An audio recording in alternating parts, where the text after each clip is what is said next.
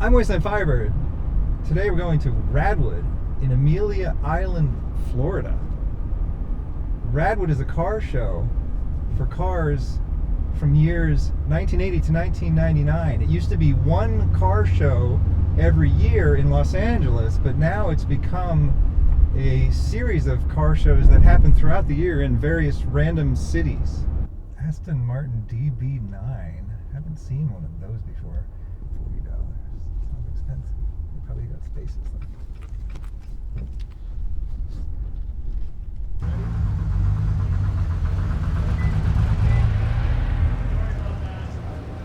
Ferrari FF. These things are so cool. It's a hatchback Ferrari. They did not come in a manual though. Do they make any Ferraris in a manual? Not anymore.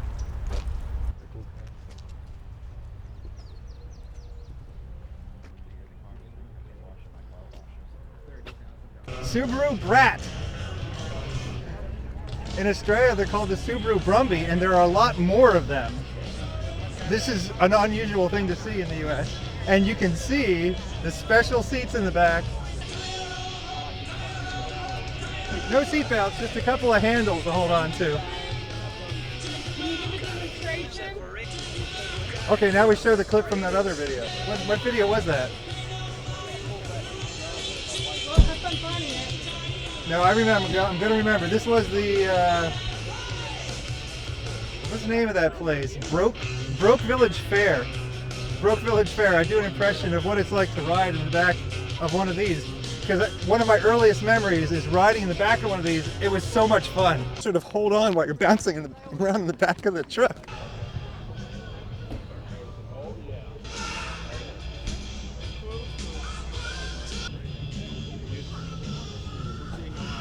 What a color on this Porsche. Purpley plum.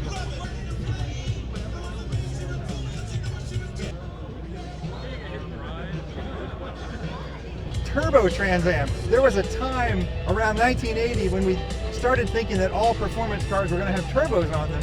It's just that back in those days they weren't that reliable, so we kind of scrapped that idea. How you doing? Look at my jacket. I've seen that. You're right. As soon as Pontiac started putting birds on the hoods of their cars and everybody loved them, a bunch of the other brands started putting graphics on their hoods too, and I have no idea why the world stopped doing such a thing. AMC Pacer. I think we've wandered out of Radwood and now we're in the Concours de Lemons, but that's going to be better anyway.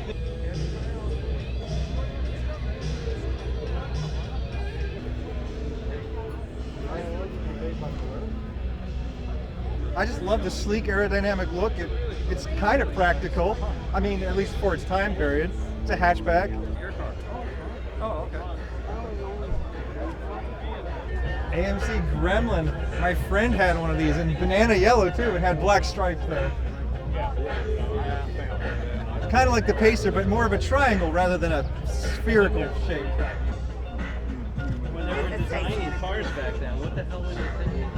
Detroit started making smaller cars because they were concerned about fuel economy, because fuel prices were going up in the 70s. But you could still get this with the V8. Now that sounds like an awesome hot rod, except that the V8s were not powerful at this time because they did have catalytic converters and other emissions controls in place. Still, you could hop these up and turn it into a hot rod, no problem. 2011 Chevy HHR, because the PT Cruiser was so successful that Chevy wanted to try and get a piece of that success for themselves. The Chevy HHR Club must be here today. They got two of them. I saw a really good one of these in a parking lot the other day. I'll insert photo here. Mini Moke. To an American, they've probably just never even seen one of these before. Would you like French, a fruit, baguette? No. They've done something terrible to this Thunderbird.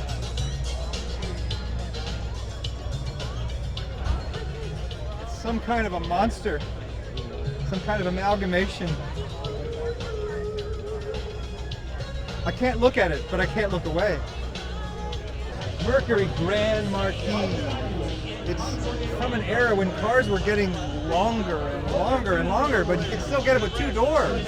It's like, I don't have children, but I like to carry a lot of luggage around. With a hood that long, it seems like it should have a 16-cylinder engine in there.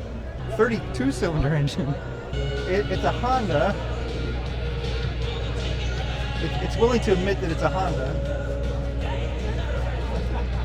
It has 3 wheels. It's a convertible. It's a Zoe Zipper.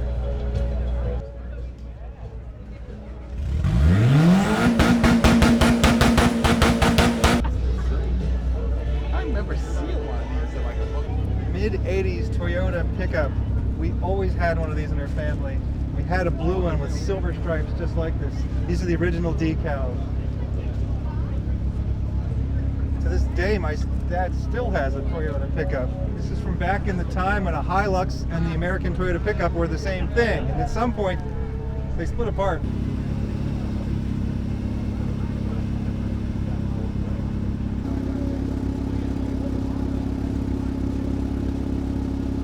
There's a lot of nostalgia here today. I often tell people I learned to drive stick on a Chevy Chevette, but the first car I ever sat behind the wheel and drove was one of these massive Chevy station wagons.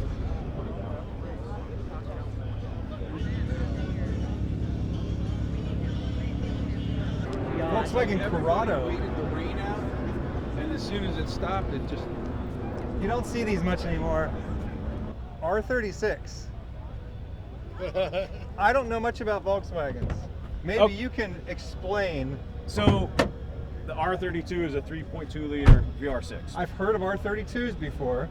This is the 3.6 liter VR6 that they put in the Passats and CCs and Touaregs. Did they sell this new in the United States? Or did you have to like import this magically from some other place? No, I built it. You built it? Yes. Okay, so they didn't sell the R36 Corrado. No. This is something you created? Yes. This is the best part about the car. Go to the back.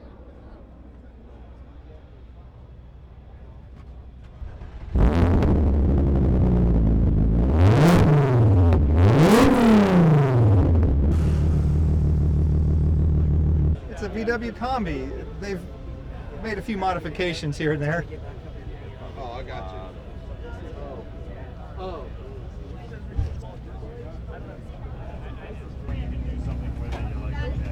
Here's how it's set up. Here's what I want to do. Polaris Slingshot. It's like a 3-wheeled motorcycle thing. I mentioned in my Los Angeles video, I actually got to test drive one of these things before they even came to market. You can imagine how much my mind was blown. You might be wondering, well, how did you get to do that? It was a random postcard in the mail, I swear. Don't ignore your junk mail, okay, people? Glance at your junk mail, because it may be an opportunity to drive a prototype car, motorcycle. It's technically a motorcycle, which means it doesn't need to have airbags, but it does have a steering wheel and it has a stick shift, so it feels like you're driving a car. This one's an automatic, but they did come in Yeah, sticks. this was the first year that they did their own engines for them, and they did the automatic transmission. They asked us at the end of the focus group, they said, how much would you expect to pay for something like this? And I'm like, well, it's like a really cheap car, and it's missing 25% of it, so I cut off 25% of the price, and I said, $9,000? It turned out when they released them, they were like $25,000. So if they were $9,000, I'd probably own one right now. Geo Metro hatchback. These things were so cute and practical. I love them. They came in purple.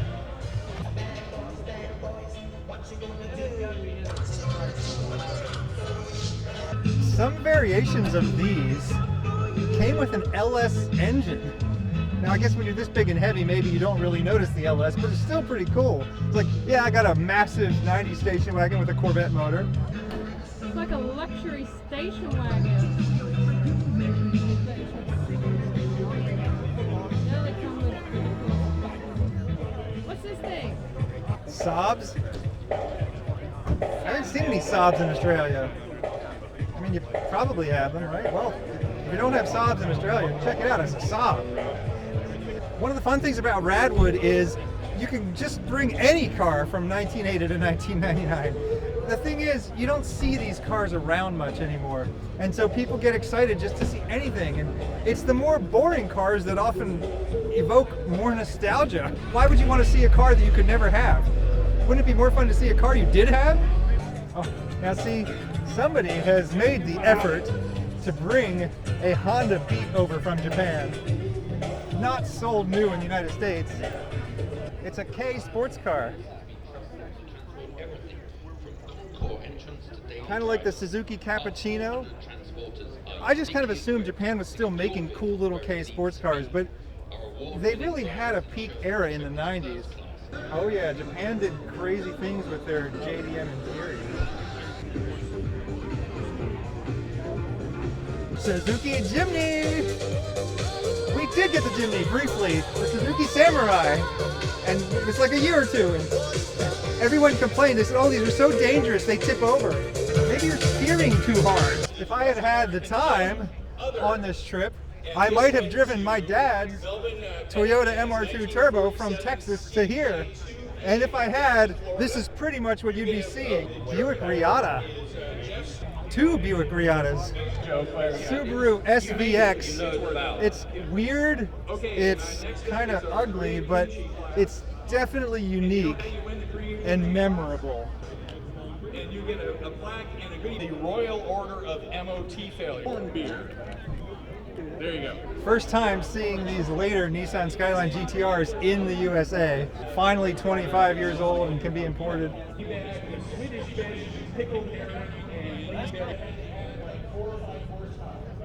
There's an AutoZam over there. I don't think I've ever even seen one of these in person. Our next award. Like I was saying, Japanese K cars from the 90s are amazing. Made by Mazda, but they didn't want to put their name on it for some reason. I would have put my name on it. I would have been very proud. Honda CRX. For when your Honda Civic two-door hatchback isn't small enough and you just have to have something even smaller. Lightweight, incredibly fun. I always wanted one. I had the '88 Civic hatchback, but I really wanted that CRX instead, especially the CRX SI. Thank you so much. Thank you.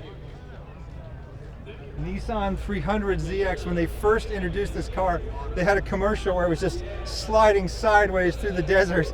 I can still see it burned into my memory. So obviously, I wanted one. I said in a recent video that they called it the Fair Lady in Australia, and I think one of the commenters pointed out, no, Australia didn't get it as the Fair Lady either. Fair Lady is just a beautiful name. Why not? In addition to catching up on the 80s by watching Miami Vice, I've also been watching Magnum PI. Hey, they're not sponsoring this channel. We don't want to show Haggerty's logo.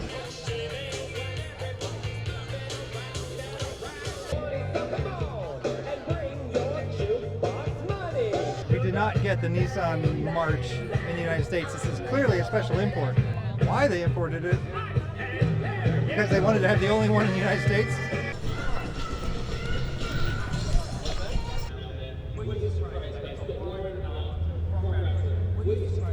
They had a no knives policy. What is this, Australia?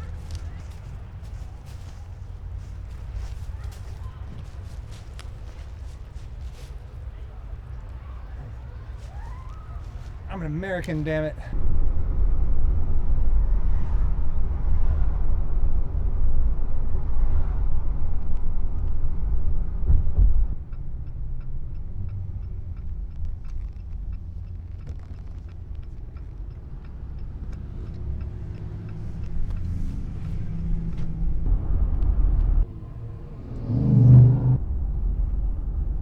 This has been Radwood, Florida, 2023.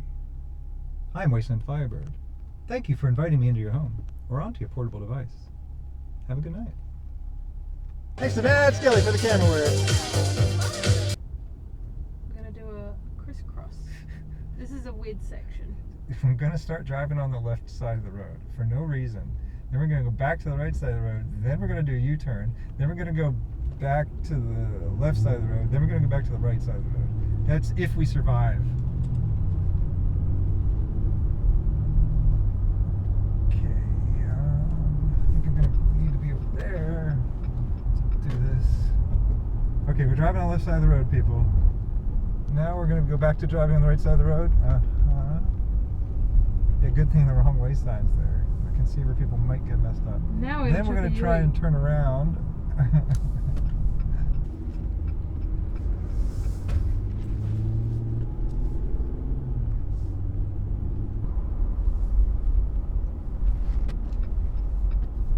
And now we're crossing over. Okay, this is the dumbest intersection I've ever seen. Wait, there's live baby gators? Where? I didn't see any live baby gators over here.